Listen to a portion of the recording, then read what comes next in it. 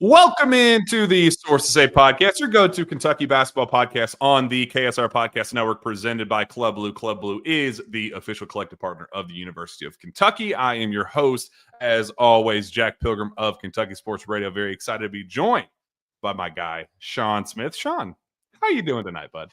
Hey, we were on standby, right? Like we were. What's happened in the last few minutes? Anything to talk about? I'm good. I'm very excited for this. I'm very, very excited. Kentucky adds another piece. And look, where we are in this stage, looking at the roster, we've talked on this show extensively. Final Four, like a roster that is capable of contending, one that we think is as deep and talented as you'll find not only in the SEC, but in all of college basketball. Loaded front court, loaded back court, a group of guys, assuming Otega Oweh comes back, that you feel absolutely over the moon about. That leads us to Braydon Hawthorne, the fastest rising prospect in high school basketball, ranked number 35 right now in the On3 player rankings for 2025. He takes an official to Kentucky in mid-April. I'm told after the visit happens that it goes really, really well. Kid kind of talked about this being his dream school, a lot of optimism leaving that visit. But the questions were about, is this kid who is, getting these offers to start and play and, have kind of offenses built around him, is he going to be willing to take the role that Kentucky is willing and able to offer him at this stage? So you kind of put it in the back of your mind and say, okay, well, he's visiting Pittsburgh, he's visiting Virginia Tech, he's visiting West Virginia, these other schools that are offering, immediate playing time and, kind of a starring role, at minimum starting role from day one, something Kentucky just wasn't able to offer. Duke, threw its hat in there, hosted him for an official visit. You don't hear a whole lot of traction there. They've kind of turned their attention elsewhere. So you just kind of get to the point where it's kind of out of sight, out of mind. You just don't think a whole lot about his decision. We get the announcement from Travis Branham the other day that, he's making his commitment and Kentucky is one of the finalists. I check in with some folks around the Kentucky program and just say, not something that I really need to have on my radar, right? And there's kind of this, I wouldn't say that. I don't know why you'd say that. And I'm like, wait, why would you say that? What do you mean by that? So that kind of leads us to dig a little deeper, and you start learning more about him, and you go, man, Kentucky's right there. Other schools may be offering a little bit more money at the time, offering more, a more expanded role, but this kid really, really likes the pitch, the brand of being a Kentucky Wildcat. At the end of the day, here we are. He makes it official, commits to Kentucky, and gives Kentucky a 14th scholarship player, assuming Otega Oweh returns. So now we're getting into the 15-man roster in the new age of college basketball when the House settlement goes through. So here we go, Shawn. Your immediate reactions just a few minutes removed from the official edition of Braydon Hawthorne. This is a pretty big pull for Mark Pope and this staff at this point in the recruiting cycle, right? Where you've already got your roster in front of you. You've already hit the transfer portal. You've already got the retention of guys coming back. And now you're able to go out and get a guy that became available, that is just that's continued to kind of rise and show some of that long-term, projections of what type of player that he can be, not in the immediate or the short term, but more so the potential that he has to develop into a really nice talent down the road. That's a big swing for Mark Pope. And one that not sure we really, up until the last little bit, really maybe wrapped our minds around adding. But all those conversations we've had, Jack, for the last few weeks about, you're adding Reese Potter. Now, is there another guy that gets added? Is it a transfer? Is there a high school guy that makes sense? Well, this is it. And there's something about the pitch that Mark Pope made to him that he obviously likes. And Mark Pope isn't a guy to me that wastes roster spots. Like, there's something with this in the right now, but also the long-term development of his game that I think Kentucky likes about him. I think this is a great ad, especially on May 20th. And it's the 14th guy. It's not the 9th or the 10th. This is the 14th guy that you're adding if Otega is back. And I think that's a pretty nice way to kind of round this thing out. Yeah, so here's the deal with Braydon Hawthorne is a player, ranked number 35 overall, consensus 4-star at this stage. Again, one of the fastest rising prospects in the class. You go back to his commitment to West Virginia. He was unranked, unknown, total, guy that he popped up at the Wooten camp in September, I believe. West Virginia pulls a trigger on an offer and says, hey, I know my competition right now is Pepperdine and Mount St. Mary's and, Florida Gulf Coast and some of these other schools, but I think this kid can play. He is, again, 6'8", 175 pounds, just absolutely rail thin, but you just kind of see that, Shawn, the vision of a Kevin Knox, Brandon Ingram, one of those types of slender man kind of, basketball players where if he could just kind of add some weight, eat a couple cheeseburgers, put some meat on those bones, and, kind of deal with the grind and physicality of the SEC, you can really start to see that pro upside. And I think that's what Kentucky was selling him on. It's like, hey, this isn't going to be on a red shirt path. This isn't going to be one of the deals where we're just going to, throw you in a closet for a year and bring you back next cycle, adding 20 pounds. And, like, that's not what the case is. They're going to give him a chance to go earn some playing time. They're not promising anything, just like they're not promising roles to basically anybody not named Otega Oweh. They're using this and saying, hey, we're going to give you that opportunity, but just know the best version of you and your basketball abilities, it's not going to be in November. We're going to put you on a development path where we're going to put on weight. We're going to, take the strength and conditioning program seriously and get the best version out of you because you have superstar upside. The staff genuinely believes that this kid can be a superstar down the road. It won't be day one, but it's going to come. And I think just that appeal of, hey, just trust the process. Look at, how Lamont Butler improved in his one and done season at Kentucky. Amari Williams, Andrew Carr, go down the guys that we saw improve. Colin Chandler went from a 2-year mission where he didn't play competitive basketball for 2 seasons, looked so totally out of sorts when he first started at Kentucky. And then by March Madness, he is launching 35 footers, from the logo. That's kind of what the vision is with a guy like Braydon Hawthorne, where you just want the long-term payoff to be worth the patience. And I think that's just a vision that Braydon Hawthorne was sold by. And that's not an easy sell, Shawn. It's not. And I think you also kind of take value in who was on the short list with you when this decision's made. Like, obviously the offer list and things changed, down the stretch. When you're talking, Pittsburgh, Virginia Tech, West Virginia, and Duke also in the mix there. I mean, there's obviously something that other schools saw value in as well, and you're able to kind of go head to head with those schools and get this guy this late in the process here, just a few weeks from this roster actually moving in and taking, foot on campus and getting started for what will be the season here in just 3 or 4 months down the line. So I think the long-term projections is probably the biggest news out of this, because if you're looking to add late, if you've already kind of got what you envision as being your pieces for immediate impacts, right? Now you're looking for how you finish out your roster. We just had Reese Potter on a week ago. We know the value in getting that body and a guy that's in this program that can make practices better, that can also see what the potential is to maybe earn a role at some point in this program. Well, you're doing the same thing here, just with a ton of upside, with a 6'8" frame that's skilled. Jack, his best basketball is ahead of him. And if you can get that in your program, who's to say that he's not an option in year one?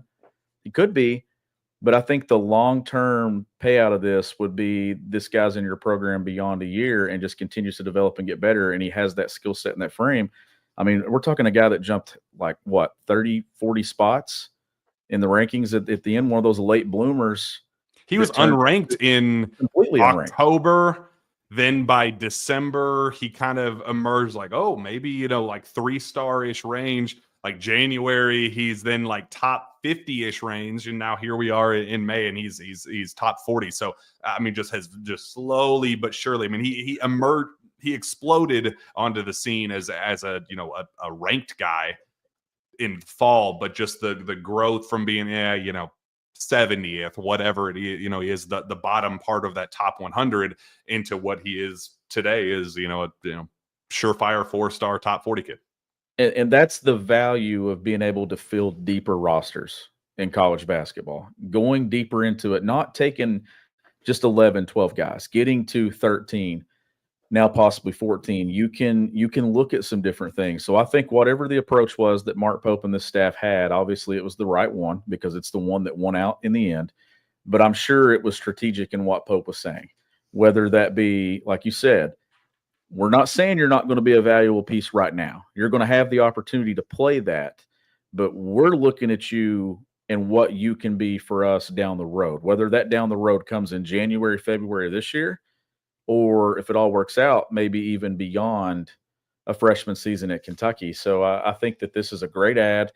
It's one of those chances that Mark Pope has been able to pull some guys in the transfer portal, but now he's able to, even this late into the process, kind of flex his muscles and Kentucky's muscles at the high school level of recruiting. So now you've got that victory and stuff. And with the schools that were on this list, Jack, I just think that it's also one of those PR things that you can hit on a guy at 7:30 on May 20th.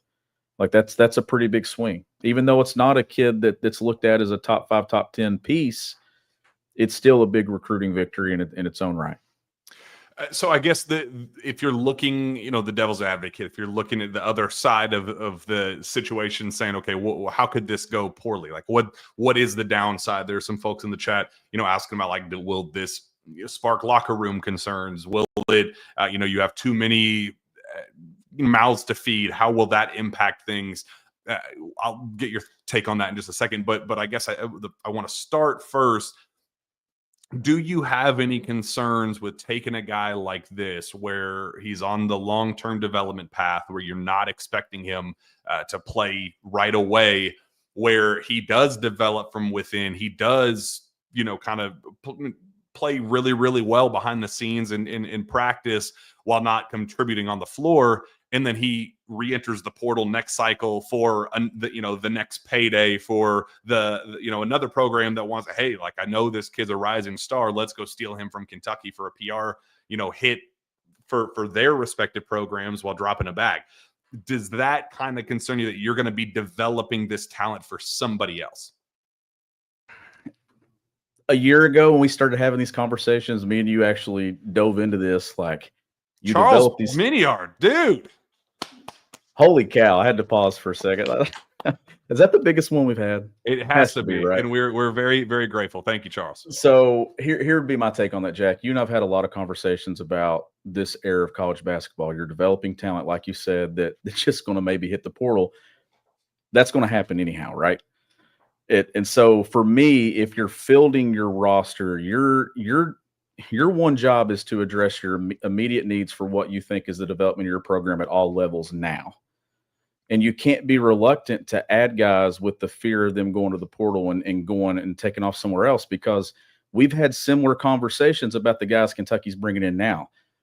Mo Diabate can have that next level jump to his career happen at Kentucky, not Alabama. So it's a trade-off for me when it comes to things that I think you have to address it as, this is a guy that if you can win it now, you win it, and then you try to hold on to it, and you get those couple of years out of him. And I think the payoff is right. If for some reason he does leave, then you're probably looking at hitting the portal and getting a guy like a Cam Williams that's able to kind of make that next jump. So I just think that it eventually it plays itself out, but you don't want to be reluctant enough to, like, not go get these guys. I think late in the process, if this is how you can kind of maybe even out your roster completely, I think these are the wins that you get late spring that then add depth to your roster, but possible also long-term retention to your roster. Let me put it this way. In years past, you'd have 13 scholarship players with 2 walk-ons to give you 15 guys on your bench. This is your 14th guy. So you are basically saying that Braydon Hawthorne is going to be this year's version of Grant Derbyshire. In terms of what that practice impact and the depth and the, throwing different looks at you and, scout team, hey, we have this, Grant Nelson, just using as, a unique kind of unicorny body that we're having to go up against on Tuesday. Let's throw a different, unique look at it. Oh, Braydon Hawthorne, we have him sitting there that's able to kind of give you that kind of look rather than a Grant Derbyshire. I love the guy, but you're limited in what kind of looks that that type of. It's a if you're looking at him as a glorified walk-on for the immediate term at minimum, then like there are no negatives with something like that. And if you look at it from the long-term perspective, if this does work out the way you hope, even if you do put yourself in a position where you go, well, hey, Pope, I love you, but this other school is offering me X number of dollars. That's a lot of money. They're offering me a starting role. What can we do here? You at least have that loyalty in the trust built up right now, where they can now spend the next 12 months worrying about that stuff and making sure this kid is ready and continuing down his multi-year plan and progressing at the rate that he's looking for. And you just hope that continued trust is going to be enough to, even if it's not a hometown discount. Again, that's how Denzel Aberdeen left Florida to come to Kentucky. So you don't want to put yourself in a position where, you're shortchanging kids and, putting yourself in that type of position, but you just put yourself in a position where, these guys are, now have trust and faith in your vision for them. I'd rather get them in now and deal with that down the road than, for the alternative of him going to a Pittsburgh and then having to overpay to bring him in next cycle. Yeah, and it's one of those things that you and I have talked so much about retention on this show, and how Mark Pope was the guy, and the staff has been the collection of pieces and voices that can kind of hit on all those areas that you need in college basketball today. You get the elite talent from high school. They're bringing that in. You get some top portal pieces. You're bringing that in. You're seeing the retention already, still waiting on that decision from Otega Oweh that you and I and everybody's kind of expecting to be made here in the next week, obviously, that he'll be back for next season. But these are also those guys that can kind of help bring along some of that retention every single year. But there is a risk with it. There's a risk that he comes here, develops, doesn't get the opportunity initially, and then maybe looks at the portal. But there's also the risk that he comes here, develops, and is still a part of your roster a year from now, and then you get the long-term payout of this investment in bringing him here. I trust Mark Pope. I trust this staff. You also had an opportunity to get a PR victory in late May on a Tuesday night against some other programs in college basketball that you went head-to-head against and recruited this kid late in the cycle. That's a big flex to me for Mark Pope. And Mark and the staff, they've touched a lot of areas this spring, and they've kind of proven themselves to, I think, now take that next jump into recruiting as you continue to go into grassroots this summer, and also as you go into the portal a year from now. Like, I like the way they've put this roster together, all the way from Reese Potter to Aberdeen to every single person that's been added. I think that it's strategically been put in place, and this is obviously one that Mark Pope sees value in as well. And just think, like, this isn't and again, I love Ainsley Almondor. I've said it 100 times in the show. He's one of my favorite players in recent memory. But this isn't Kentucky coming in and stealing Ainsley Almondor from Siena when Ainsley's going to start at Siena in his final year of eligibility, but him wanting to ride the Kentucky basketball blue blood wave. This is we are bringing him in to be the 14th man at a blue blood versus starting at Pitt, competing for starting time at West Virginia, competing for starting time at Virginia Tech, and all of the other offers, even just a step below those guys that would, do anything to bring them into their programs and not only start, but be, hey, you are our star. We need you right away. To do that at this stage in this recruitment, that's big boy recruiting, Sean. Like, that is this is May 20th, taking the 35th ranked player in high school basketball and saying, hey, we're putting you on a multi-year plan. I hope you're comfortable with that. And him saying, yeah, absolutely, coach. I'm going to make you play me. I'm going to go above and beyond to show that I can be valuable to you in year one, while also knowing that, hey, the best version of myself isn't going to come year one. That is a really tough sell, and just an unbelievable win for Pope compared to the other guys in the other 14th roster spots that everybody else in college basketball has. Like, what is the equivalent for anybody else? Like, what does a 14th man look like across the college basketball landscape at this stage? I don't even know what you would say.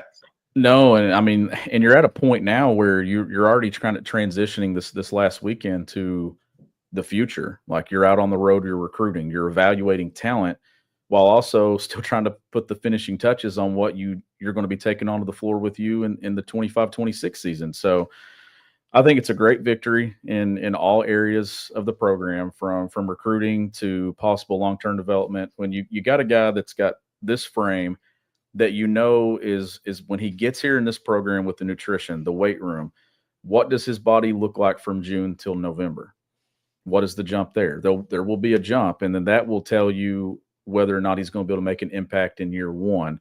But then that jump from possible year one to year two, you're just trying to tap into upside with some of these guys. And, NIL obviously allows you to be able to hang on to guys at some point if he earns that opportunity. But I like the addition.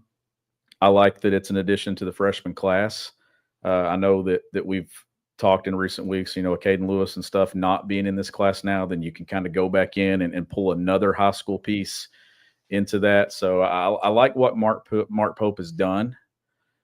I like that the long-term possibilities of this addition, while also not handcuffing the immediate short term, because he's going to get a fair shake to play his way into a role at Kentucky. And when you can add another guy that's 6'8" and has that type of upside of being a top 40 kid, Jack, you're not adding just anyone to the roster. You're adding a guy that is being valued as one of the top incoming freshmen in the country. But a lot of it is based off that long-term potential. And guy number 13, 14, 15 on your roster is probably filling out spots to help you in practice, but also blending in a guy that can have a long-term payout for you too. Yeah, so just to clarify, no, this has no impact on Otega Oweh. That's something that a lot of fans are wondering, oh my gosh, if we're able to add a 35th ranked recruit at this stage, it's got to mean something has gone terribly, drastically wrong for Otega. No, zero to do with it. I had a conversation yesterday that basically said, we're looking forward to Tuesday and we're looking forward to May 28th. So those two players are going to, this was step one of that. Step two will, doing what a lot of people expect around the program, and that is, returning for a lot of money to play for the University of Kentucky one final season, and he'll be worth every single penny of that. I've also heard some, positive things about Walker Horn returning for one final go at it at Kentucky to kind of give you the 15 and just be the, positive locker room presence. And again, if you're worried about having too many mouths to feed, that's not going to be a threat to anything like that. He's a good feel-good guy who's going to, provide some good locker room morale. So those are your 15 in an ideal world. That's the expectation internally. And that's, as for my money, as good of a 15 as you will find in college basketball. Shawn, I do love that something about West Virginia. I mean, we're now talking Oscar Tshiebwe, Trey Mitchell, Kerr Kriisa. Now here we go with Braydon Hawthorne. Do Mountaineer fans just absolutely hate our guts? Like I feel like they're going to put out a hit on us. Yeah, and I mean, so they've come at all different points in the cycle too, right? Like Oscar was a mid-year guy. You had Trey Mitchell basically be in the middle of the summer. He got DUI to Kentucky. Yep. And now obviously a coaching change and things there again that kind of, shook some things up that allows you to kind of take advantage of this late too. And then obviously Kerr was just in that massive transfer cycle that Mark Pope was kind of scrambling to put together a roster last year. But no, it is wild that we're in this, like maybe we should start watching West Virginia basketball more to kind of evaluate who's going to be the next guy on this roster. But that is interesting. But when you look at it, how many have been from that program with different coaches? It's not just from one, it's multiple guys. But Man, can we just fast forward and go ahead and just get to November? Because so my excitement last year was based around something new, right? And Mark Pope. We did all the video breakdowns last summer talking about the offense, but now my excitement is more so because I'm getting to see Mark Pope check off those boxes that even some of the guys that were holding out of wondering whether or not he could do it at Kentucky, he's checking all those boxes this cycle. Transfer portal, high school recruiting, late spring recruiting. I just think that my excitement is no longer just because it's something new. I think my excitement is now because I have confidence in what was new and in what we've seen. And I think that this team's going to be very, very good. So, Shawn, I think Steven has some highlights pulled up, some film on Braydon. You want to put your coach hat on and break these down in real time to kind of give fans that may be a little bit unfamiliar. Again, didn't know this was even going to be a thing just a week ago. So I'll break these down in real time for us and tell us what Kentucky's getting in Braydon Hawthorne. I mean, you're seeing it right there, right? I mean, how he's scoring. Those strides. I mean, gosh, it's like frame, man. Yeah. Like that's a body that's going to have success in college basketball at some point as he advances. Obviously, been able to play above the rim, the added athleticism that Kentucky's going to get. This is a nice little addition to the show here. Yeah. Lanky, long. I mean, runs like a gazelle, but like, as you can see, comfortable and catch and shoot looks, comfortable coming off screens, some give and go stuff like, long, bouncy, lob threat, loves getting out in transition, playing the passing lanes. And that's kind of the stuff that you think, okay, what if there is a best case scenario of him playing year one, what would that look like? I mean, I do think it'd start on the defensive end, just having one of those long athletic presences on that end, and just kind of a 3-and-D guy who can step in and confidently take and make shots. I'm not expecting, getting to his spots can get some troubling at times when he's going up against strong physical guys. But there's just a lot there, right, Shawn? There is, and there's not really pressure on him to have to do it, right? Like it's just whatever his role is in year one. If he comes into this program is able to carve out one, it's not like he's having to do 4 or 5 different things. Maybe it comes in and maybe he knocks down some shots. Maybe he becomes an additional scorer. Like you can see that he can kind of get his own. Now, obviously, added strength in the weight room is probably going to be priority number 1 for him. That will make playing through contact and bumps easier because it's obviously easier to get away with that right now at the high school level. It's not when you're playing against 21, 22-year-old guys. So I think that will be priority number 1. But you're seeing the instincts on the offensive end of the floor and kind of the different ways that he scores. He'll have that shot tomorrow if he wanted it. And the vision, like you saw some of the vision playing out of pick and roll, baseline drives, been able to see the floor and find an open man. I mean, those things play against Louisville signee Michael Brown right there. Top 10 recruit in the country, ripping him, going coast to coast. Got an SEC frame when you're talking, the length and the size and things and the ability to kind of get out and turn defense into offense. I like it. I like the tape. I think it makes a ton of sense. And you kind of now see just in short clips why he is where he is in the rankings now, why he's not an unranked player anymore. You see some of that upside that when you get him to the college level program that's going to add weight and strength and all those things, Jack. I think his game gets probably more confident because then he's able to play with that strength, but you're seeing the natural gifts that he has. So, I mean, it's a great addition. Real quick, I was down in Memphis this past weekend. It's a recruiting event, be able to talk to some coaches and just kind of get their thoughts on this roster and how Kentucky can compete. So we'll talk about that here in just a second with Braydon Hawthorne, obviously now included in that. But before that, Club Blue is the official collective partner of the University of Kentucky. Club Blue was founded by UK fans strictly to support the NIL efforts at the University of Kentucky. Unlike most collectives, 100% of subscriber money, 100% of donor money goes directly to NIL NIL. Club Blue charges no fees. Club Blue subscribers receive some amazing benefits like invitations to special events, meet and greets with UK athletes, signed merchandise, monthly giveaways, ticket giveaways, Club Blue merch, and more. Subscribe today at www.clubbluenil.com. You get to pick which sport you want to support when you sign up. Choose your sport and support with Club Blue.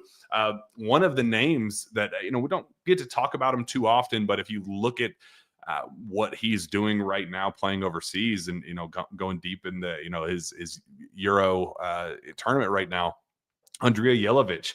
I talked to a coach that recruited him going against Kentucky in this cycle. I was down there. And he just, was over the moon talking about this kid, Shawn, and just kind of the impact he's going to be able to make. And I was like, they loaded up in the 4s and 5s and, a lot of physicality, a lot of athleticism.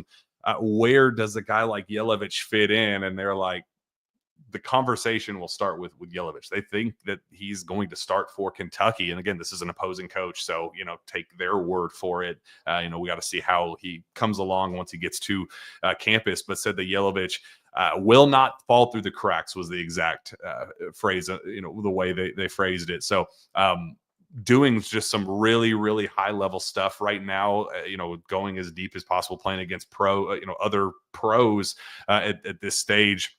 Obviously it's going to be a minute before he gets to campus because, again, he is currently playing overseas right now in his own, professional tournament. So that was definitely the name that came up most often down there is like, hey, don't be forgetting that Jelovic is a guy he's not just going to be an add-on to the roster. He's going to be a real player.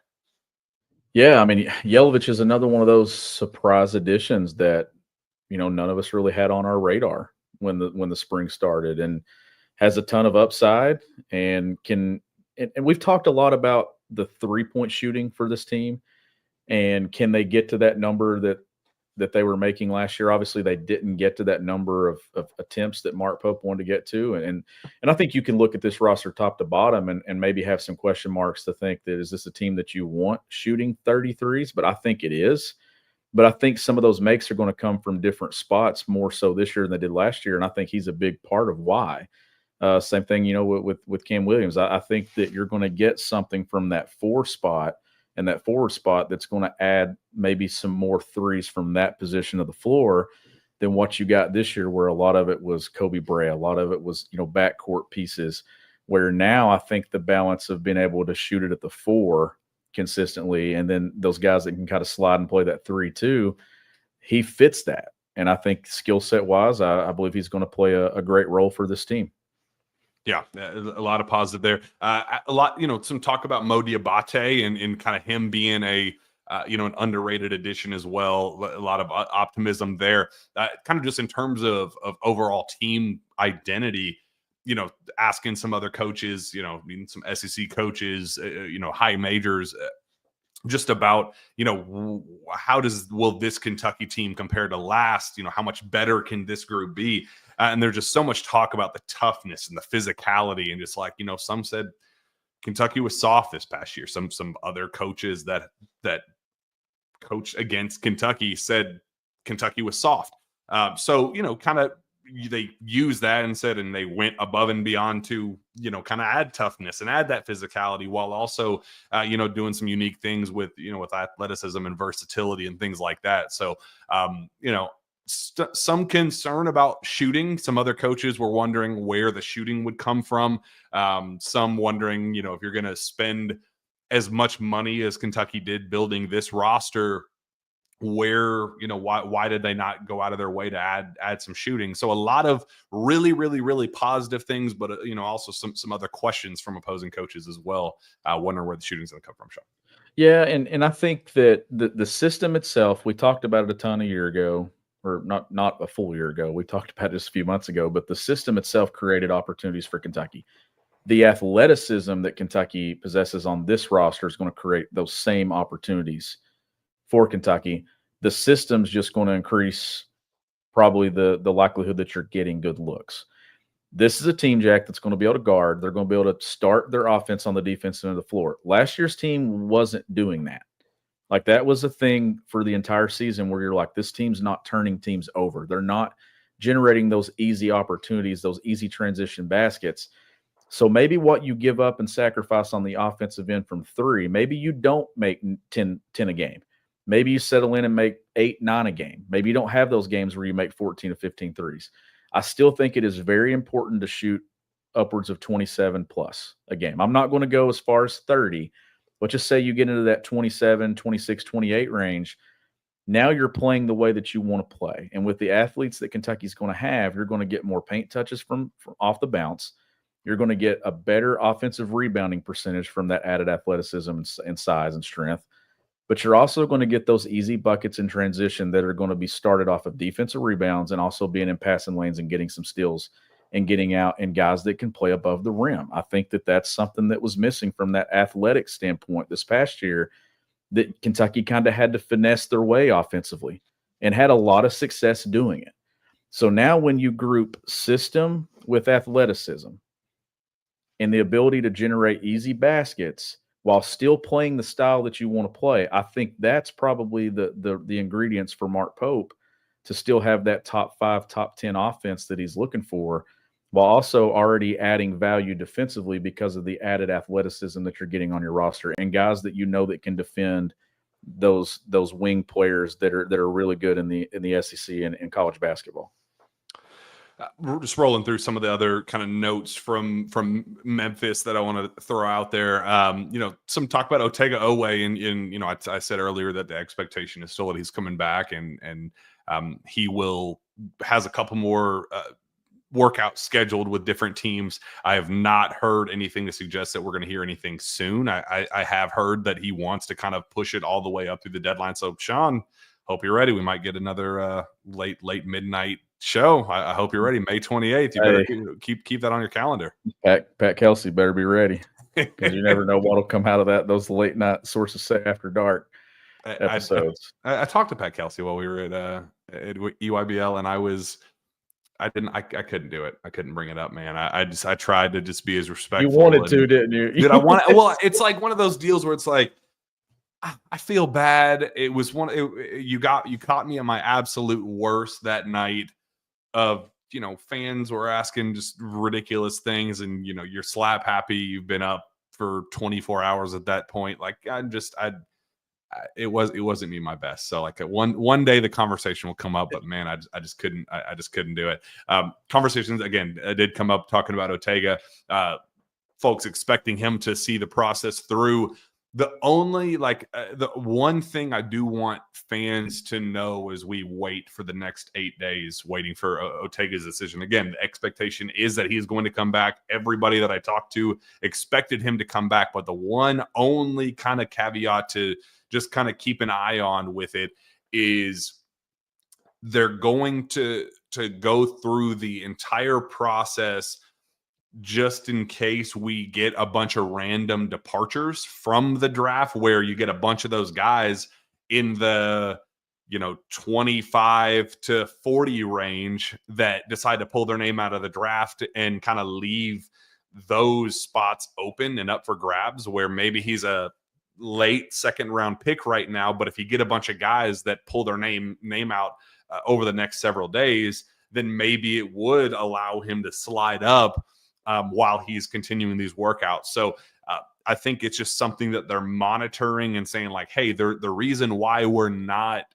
announcing anything yet is because we're just kind of, just in case some chaos happens in the back of the first round, early second round, where we kind of slide into a spot that we weren't really expecting to get to, and then we have a real decision to make. So again, expectation is still that he's going to return. And again, as I said a couple shows ago, if we get to that point where Otega slides up because so many guys in that 25 to 40 range decide to pull their names out, well, then those guys are now available. A lot of those guys are also had their name in the portal, as we saw Boogie Flan today.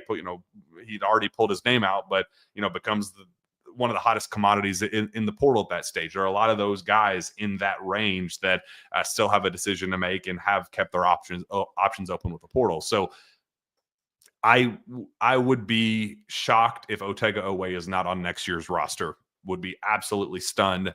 But if we get to a worst case scenario where some magic happens over the next 8 days that puts Otega in first round territory. Not expecting it, but if it does, then it's a good thing, because that means Kentucky has the ultimate recruiting pool moving forward, that they were able to get a guy who wasn't even remotely on draft boards a year ago now as a first round pick.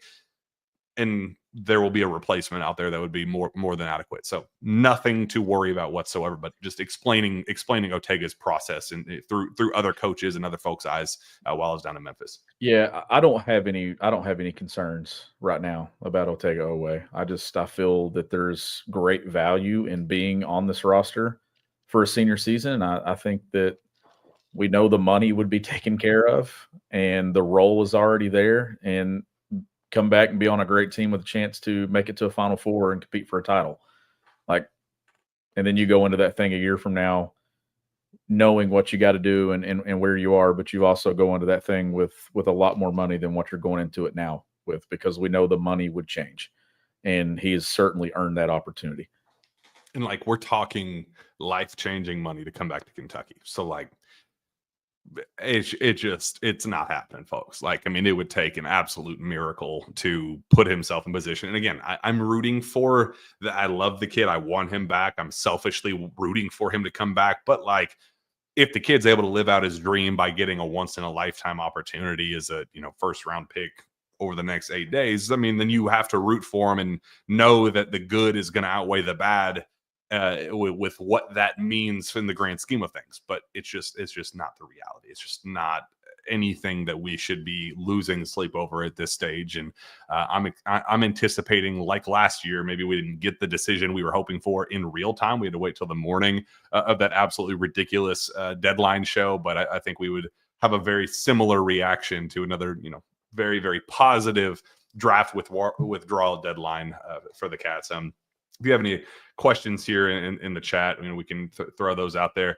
Steven talked about it. Can you guys get us to 50,000 subscribers, 800 away? Yeah, Steven gets canned by the end of the month if you don't get us to 50,000. So for Steven's job, I mean, come on, man, it's a lifetime opportunity for him. Don't get him fired for not getting us to 50,000 subscribers. So thanks in advance.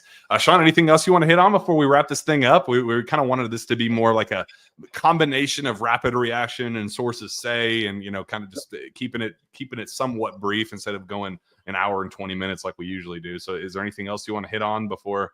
We're going to get an hour of Mark Pope on KSR this week, so I think we're going to get plenty to talk about, early next week and then going into the deadline.